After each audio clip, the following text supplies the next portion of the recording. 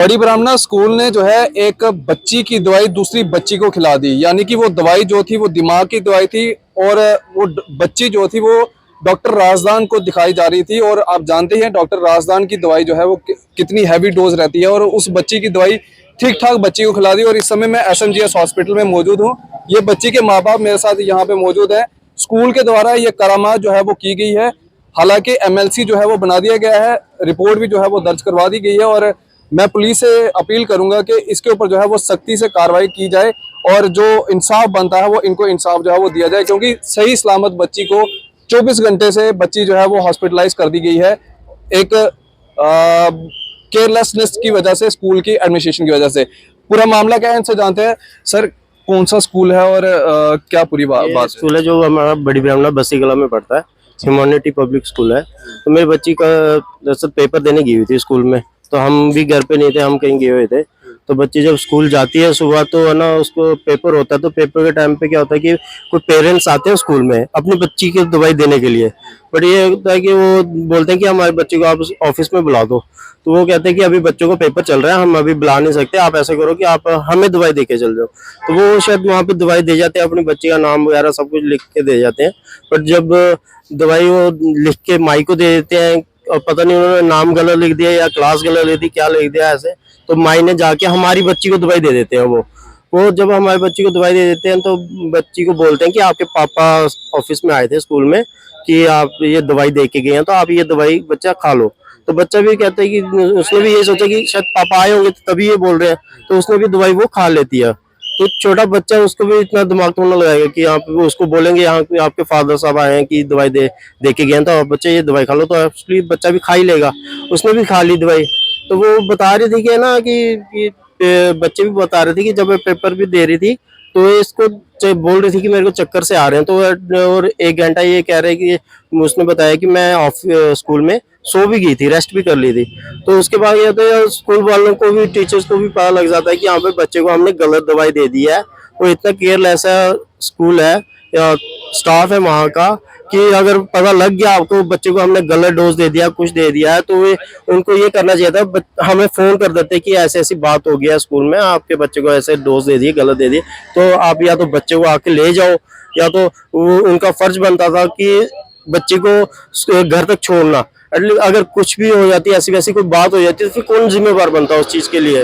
तो वो क्या कहते हैं, जिस गाड़ी में वो आती जाती है उसी गाड़ी में बच्ची आती है। घर में मेरी सिस्टर की बेटी होती है घर में, वो उसको पिक करने जाती है रोड पे। पर उसका फिर बताती, वो भी बता रही थी कि जब वो आ रही थी उसके पैर नहीं लग रहे थे नीचे, कि चल नहीं पा रही थी। जब वो घर में आती, घर में पहुंचती है बच्ची, तो वो हमें खुद फोन करके बोलती है, पापा आप क्या मुझे दवाई देने आए थे स्कूल में।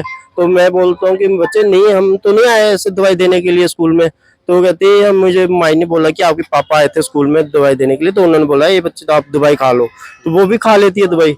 तो मैंने कहा, फिर मैंने उसको पूछा आपके पास कोई दवाई तो नहीं पड़ी अगर जो आपने दवाई खाई। कहती नहीं, अभी मेरे पास नहीं पड़ी है, वो 3 टैबलेट्स थी, तो वो माई ने बोला कि आप अभी खा लो, तो मैंने उस टाइम खा ली। मैंने फिर भी बोला उसका, अगर आपके पास कोई दवाई पड़ी है ऐसी तो आप अब मत खाना, मैं घर में आ रहा हूँ, तो मैं घर में आके दवाई देख लेता हूँ कि क्या है क्या नहीं है।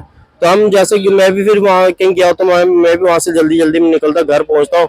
तो वो बता रही थी, मेरी सिस्टर की बेटी बता रही थी कि इसको थोड़े थोड़े चक्कर से आ रहे हैं, उसको बुखार भी हो रही थी, तो आंखें भी लाल हो गई थी। तो मैं भी क्या करता हूँ, मैं भी गाड़ी में ले आता हूँ बच्चे को अपने, सीधा हॉस्पिटल ले आता हूँ, क्योंकि मैं भी इतना और नहीं चाहता था कि कुछ अगर ज्यादा बीमार हो जाए बच्चे को, बच्चा ज्यादा रिस्क नहीं लेना चाहता है कि बच्चा बीमार हो जाए, तो हम कहाँ भागेंगे कि उस टाइम पे, दिन के टाइम पे चलो हॉस्पिटल में डॉक्टर्स वगैरह भी होते हैं, तो चलो ऐसी वैसी कोई बात होगी तो डॉक्टर का भी ट्रीटमेंट हो जाएगा। उसके बाद क्या करते हैं हम, मैडम से हमारा कांटेक्ट होता है, मैडम भी बताती है कि ऐसे ऐसे हमने बच्ची की आपके दवाई जो थी वो गलत हो गई है, तो बच्चा कैसे है। तो हमने भी बोला कि हम अभी घर जा रहे हैं, हमें नहीं पता अभी बच्चे की कंडीशन क्या है, हम घर जा रहे हैं, हम घर में जाके देखेंगे। हम जब घर में जाते हैं तो हम बच्चे को लेके हॉस्पिटल आ जाते हैं। फिर हम जो बच्चा था, जो पेरेंट्स स्कूल में गया हुआ था, हमने उससे भी कांटेक्ट करने की कोशिश की कि आपने बच्चे को कौन सी दवाई देते हो, क्या देते हो। उन्होंने हमें बताया हम डॉक्टर राजदान की दवाई देते हैं। तो अब मैंने उनको ये बोला कि अगर आप डॉक्टर राजदान की दवाई देते हो, आप कौन सी दवाई बच्चे को दे रहे हो, एटलीस्ट मुझे या तो स्लिप दे दो डॉक्टर की कि आपका कैसे बच्चे का ट्रीटमेंट चल रहा है, क्योंकि उसका एक ट्रीटमेंट होता है 6 मंथ का, 1 ईयर का ऐसे ट्रीटमेंट चलते हैं, उसकी फाइल बनी होगी। तो मैंने उनको बोला या तो स्लिप दे दो या तो आप जो दवाई का कवर है वो भेज दो, हमें पता लगे बच्चे ने कौन सी डोज खाई है। तो हम भी आगे डॉक्टर को वो चीज को बताएंगे। जब तक हम डॉक्टर को कोई क्लियर करके बताएंगे नहीं, डॉक्टर भी आगे क्या ट्रीटमेंट करेगा। पर उनको जब मैं बोलता हूँ वो भी आगे से थोड़ा रूडली होते हैं, कहते हैं आपकी बच्चे की गलती। मैंने कहा इसमें बच्चे की गलती, हम आपके ऊपर कंप्लेन नहीं कर रहे कि हम आपको नहीं बोल रहे कि आपकी गलती, हम ये बोल रहे हैं कि बच्चे की क्या गलती है इसमें। बच्चे को कोई भी बोलेगा कि आपके फादर आए हैं तो स्कूल में दवाई दे के गए हैं तो आप बच्चे दवाई खा लो, तो वो तो खा लेगा क्योंकि बच्चा छोटा है, कोई बड़ा बच्चा तो है नहीं है। तो फिर मैं बोलता हूँ आप ऐसे स्लिप दो या दवाई का कवर दो, कहते हैं हम भेजते हैं। तो कम 15-20 मिनट हो जाते हैं, नहीं भेजते हैं। तो मैं फिर गुस्से में बोलता हूँ अगर मेरे को दवाई का कवर नहीं भेजोगे, मैं आपके ऊपर भी केस करूंगा, मैं स्कूल वालों के ऊपर भी केस करूंगा।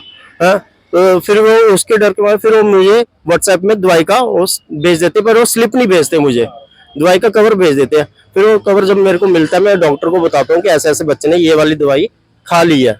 तो फिर उसके बाद क्योंकि बच्चे ने जो दवाई खाई थी 11 से 11:30 के बीच खाई हुई थी, तो फिर ना हम यहाँ पे पहुंचे कोई 4:30 बजे। तो डॉक्टर भी कहते हैं अभी टाइम ज्यादा हो गया, बच्चे ने जो दवाई खा लिया टाइम ज्यादा हो गया, तो अभी हम ऐसे कहते हैं सिर्फ 24 आवर्स के लिए इसको ऑब्जर्वेशन में रखेंगे, देखेंगे कि बच्चा अगर कुछ खा रहा है पी रहा है तो कुछ होता तो नहीं है, बच्चों को कोई वॉमिटिंग वगैरह कुछ ऐसी आती तो नहीं है। पर ये है कि भगवान का दया, माता रानी की दया कि बच्चा अभी तक ठीक ठाक है, बच्चों को ऐसी कोई बात नहीं हुई है। सारे टेस्ट हुए हैं, उसके टेस्ट भी ठीक है, सब कुछ ठीक है। बट ये है कि इतना केयरलेस स्कूल है कि आपको ध्यान रखना चाहिए कि बच्चे को हम कौन से बच्चे को क्या चीज देनी है क्या नहीं देनी है। या तो अगर वो स्कूल में आए हैं, पेरेंट्स आए हैं दवाई लेके, तो आपका फर्ज था कि ऑफिस पे बच्चों को बुला के फिर दवाई देनी चाहिए थी, क्योंकि ये इतनी हैवी डोज है तो ऐसे कैसे आप किसी को भी दे दोगे, इतना केयरलेस है स्कूल वाले। बिल्कुल, ये बच्ची की माँ है, हम इनसे बातचीत करेंगे। मैम, अब बच्ची की क्या कंडीशन है? कंडीशन तो भैया ठीक है, पर वो अभी बड़ी वीक हो गई है। वो पहले भी वीक थी, पर अब वो उसकी थोड़ी वो ज्यादा वीक हो गई है। बात नहीं अभी इतनी कर रही है वो हमसे, बड़ी ऐसे चिड़चिड़ी सी, ऐसे उसको पता नहीं दिमाग में ऐसे, कल उसको होश ही नहीं थी। बोल रही थी मुझे टीचर पूछने आ रही थी, 2-3 बार टीचर आई, उनको पता चल गया था कि हमें गलत बच्चे को दवाई दी है। टीचर ने उसको क्लास में पूछने आई थी, बेटा आप ठीक हो? इसका दिमाग काम नहीं कर रहा था, ये बस बोल रही थी हाँ मैं ठीक हूँ, हाँ मैं ठीक हूँ, बस ऐसे ही।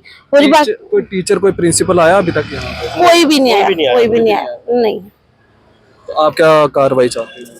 मैं चाहती हूँ कि चलो जैसे मेरे बच्चे के साथ हुआ ऐसे किसी के साथ नहीं होना चाहिए। ये तो चलो पता नहीं कौन से अच्छे काम किए हैं जो हमारी बच्ची ठीक है हमारे पास, नहीं तो कल जो उसकी कंडीशन देखी थी मैंने, जब उसको गाड़ी में लेके हम आए ना, तो मुझे ऐसे लग रहा था कि मेरी बच्ची मेरे हाथों से निकल जाएगी। मैं देख नहीं सकती थी उसकी कंडीशन जैसी थी कल, बड़ी मुश्किल से मैंने उसको। देखिए ये जो मिस हैपनिंग है ना, ये जो दवाई की हुई है इन्होंने स्कूल वालों ने, ये स्कूल वालों की गलती है, ये किसी प्योन की गलती नहीं है, किसी मेड की गलती नहीं है। अगर वो मेड इतनी पढ़ी लिखी होती तो वो टीचर प्रोफेसर होती या स्कूल के एडमिनिस्ट्रेशन के स्टाफ में होती, उसको चपरासी नहीं वहां पे रखा होता। ये स्कूल के एडमिनिस्ट्रेशन की गलती है, प्रिंसिपल साहब की गलती है, टीचर्स की गलती है, जिन्होंने वो दवाई और वो नाम की पर्ची जो है उस मेड को दी और गलत पर्ची बना के उस मेड के हाथ में दी। मेड वही करेगी जो स्कूल के टीचर कहेंगे, इसलिए गलती टीचर्स की है, प्रिंसिपल की है और कार्रवाई होनी चाहिए। MLC बन चुका है और FIR जो है वो दर्ज कर दी गई है। FIR दर्ज हो चुकी है? हाँ जी, हाँ जी, FIR दर्ज हो चुकी है। मैं पुलिस से भी अपील करूंगा कि इनको जो है वो इंसाफ मिलना चाहिए और स्कूल से भी कहूंगा कि आप आगे से जो है थोड़ी सी सख्ती और थोड़ी सी केयर जो है वो बरतिएगा अपने स्कूल के अंदर। बाकी आप भी अपनी राय कमेंट सेक्शन में जरूर रखिएगा। आप इसी तरह से बन रहे द न्यूज़ नाउ के साथ। मुझे दीजिए इजाजत। आदाब, अस्सलाम वालेकुम।